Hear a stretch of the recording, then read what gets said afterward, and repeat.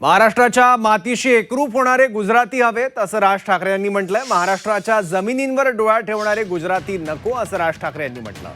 काकासाहेब पुरंदरे पुरस्कार सोहळ्यात राज ठाकरे यांची जोरदार टोलेबाजी बघायला मिळाली। शेताला पाणी नाही पण खरातला पाणी आहे असं राज ठाकरे यांनी म्हटलं। राजकारणाच्या सोयीनं प्रकरणं बाहेर येतात। खरात प्रकरणी राज ठाकरेंनी सरकारवर टीका केली आहे। महाराष्ट्राच्या मातीशी एकरूप होणारे गुजराती आम्हाला हवेत। या महाराष्ट्राच्या जमिनीवरती डोळा ठेवणारे गुजराती नको आहेत। आणि अशा अनेक जण आहेत जे पिढ्यानपिढ्या इथे महाराष्ट्रामध्ये राहिले,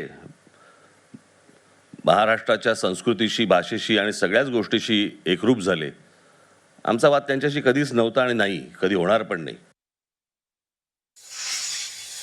हे बाबा आमचे, ही महाराष्ट्राची अवस्था, ही प्रकरणं राजकारणाच्या सोयीप्रमाणेच बाहेर येतात, वाईट म्हणून बाहेर नाही येत। आता कोणाची तरी बत्ती लावायची, कोणाची तरी वाट लावायची म्हणून ठेवणीतल्या ज्या असतात गोष्टी, त्या ठेवणीतल्या गोष्टी परत त्यावेळेला बाहेर काढायच्या।